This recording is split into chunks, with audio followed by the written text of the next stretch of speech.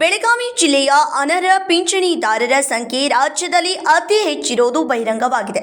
ಸರ್ಕಾರದ ಸೂಚನೆಯ ಮೇರೆಗೆ ಜಿಲ್ಲಾಡಳಿತ ನಡೆಸಿದ ಪರಿಶೀಲನೆಯಲ್ಲಿ ಒಟ್ಟು 1,82,000 ಅನರ್ಹ ಪಿಂಚಣಿದಾರರ ಮಾಹಿತಿ ಸಂಗ್ರಹಿಸಲಾಗಿದ್ದು, ಇವರಲ್ಲಿ ಈಗಾಗಲೇ 1,53,000 ಜನರ ಪಿಂಚಣಿ ಸ್ಥಗಿತಗೊಳಿಸಲಾಗಿದೆ.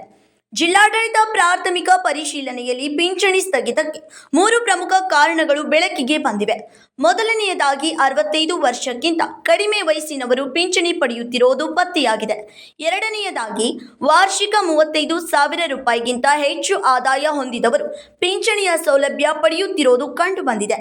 ಮೂರನೆಯದಾಗಿ ಬೆಳಗಾವಿ ಜಿಲ್ಲೆಯಿಂದ ಬೇರೆ ಜಿಲ್ಲೆಗಳಿಗೆ ಸ್ಥಳಾಂತರವಾದವರ ಹೆಸರಿನಲ್ಲೂ ಪಿಂಚಣಿ ಮುಂದುವರಿಸುವುದು ಪತ್ತೆಯಾಗಿದೆ.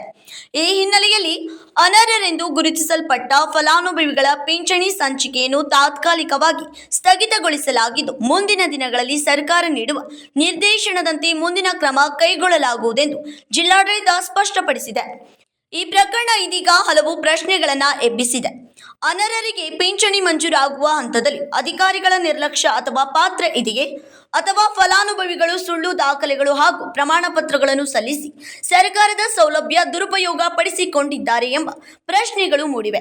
ಈ ಬಗ್ಗೆ ಪ್ರತಿಕ್ರಿಯಿಸಿದ ರೋಷನ್, ಅನರ್ಹ ಪಿಂಚಣಿದಾರರ ಕುರಿತು ಸಮಗ್ರ ಪರಿಶೀಲನೆ ನಡೆಯುತ್ತಿದೆ. ಅಧಿಕಾರಿಗಳ ಪಾತ್ರವಿದೆಯೇ ಅಥವಾ ಫಲಾನುಭವಿಗಳು ತಪ್ಪು ಮಾಹಿತಿ ನೀಡಿದ್ದಾರೆ ಎಂಬುದು ಪರಿಶೀಲಿಸಿ ನಿಯಮಾನುಸಾರ ಕಟ್ಟುನಿಟ್ಟಿನ ಕ್ರಮ ಕೈಗೊಳ್ಳಲಾಗುತ್ತಿದೆ ಎಂದು ತಿಳಿಸಿದ್ದಾರೆ. ಎಲ್ಲರಿಗೂ ನಮಸ್ಕಾರ. ಬೆಳಗಾವಿ ಜಿಲ್ಲೆಯಲ್ಲಿ ಒಟ್ಟು ಪೆನ್ಷನಿ ತಗೊಳ್ಳೋ ಅನರ್ಹ ಫಲಾನುಭವಿಗಳ ಸಂಖ್ಯೆ 1,82,000 ನಮಗೆ ಪತ್ತೆಯಾಗಿದೆ.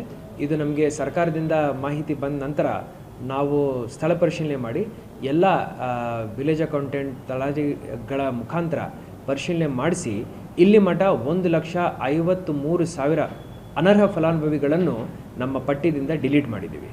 ಅನರ್ಹ ಅಂದರೆ ಏನಂದರೆ ಇದರಲ್ಲಿ 3 ಕ್ಯಾಟಗರಿ ಬರ್ತವೆ. ಮೊದಲನೇದು ಏಜ್, ವಯಸ್ಸು 65 ವರ್ಷ ಮೀರಿ ಹೋಗಿದೆ ಅಂದರೆ ಮಾತ್ರ ಅವರು ಅರ್ಹರಾಗ್ತಾರೆ. ಆದರೆ ಎಲ್ಲ ಡಾಕ್ಯುಮೆಂಟ್ಗಳಲ್ಲಿ ಅದಕ್ಕಂತ ಕಡಿಮೆ ವಯಸ್ಸು ಇರೋವರು ಪೆನ್ಷನಿ ತಗೊಳ್ತಾ ಇದ್ದಾರೆ ಅಂತ ಹೇಳಿ ನಮಗೆ ಆ ಸೂಚನೆಯಲ್ಲಿ ಮಾಹಿತಿ ಬಂದಿದೆ.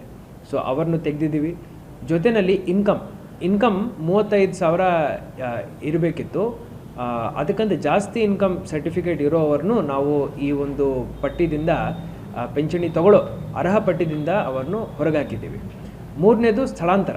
ಈಗ ನಮ್ಮ ಜಿಲ್ಲೆನಲ್ಲಿರಲ್ಲ, ಬೇರೆ ಕಡೆ ಇರ್ತಾರೆ. ಸೊ ಈ ಎಂಟೈರ್ ರೇಷನಲೈಸೇಷನ್ ಪ್ರಾಸೆಸ್ಸಲ್ಲಿ ನಮಗೆ ಈಗ 1,53,000 ಜನ ಅನರ್ಹ ಫಲಾನುಭವಿಗಳನ್ನು ನಾವು ಪೆನ್ಷನಿಯಿಂದ ಈ ಪಟ್ಟಿಯಿಂದ ಹೊರಗೆ ಹಾಕಿದ್ದೀವಿ. ಸೊ ಇದೊಂದು ಭಾಳ ಉತ್ತಮ ಕೆಲಸ.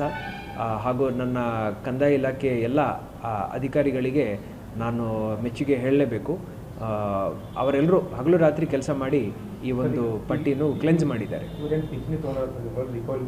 ಈಗ ಇದರದ್ದು ನಾವು ಮಾಹಿತಿ ಏನಿದೆ ಮತ್ತೆ ಸರ್ಕಾರಕ್ಕೆ ಕಳಿಸ್ತಾ ಇದ್ದೀವಿ. ಆ್ಯಂಡ್ ಅಲ್ಲಿಂದ ಡೈರೆಕ್ಷನ್ಸ್ನು ನಾವು ಎಕ್ಸ್ಪೆಕ್ಟ್ ಮಾಡ್ತೀವಿ. ಪ್ಲಸ್ ಯಾರಾದರೂ ನಕಲಿ ದಾಖಲೆಗಳು ಕೊಟ್ಟಿದ್ದಾರೆ, ನಮ್ಮ ಅಧಿಕಾರಿಗಳೇ ಏನಾದರೂ ತಪ್ಪು ಮಾಡಿದ್ದಾರೆ ಅಂದರೆ ಅವರ ಮೇಲೇನೂ ನಾವು ಸೂಕ್ತ ಕ್ರಮವನ್ನು ವಹಿಸ್ತೀವಿ. Vinod Kolkar, KMM Kannada news, Belagavi.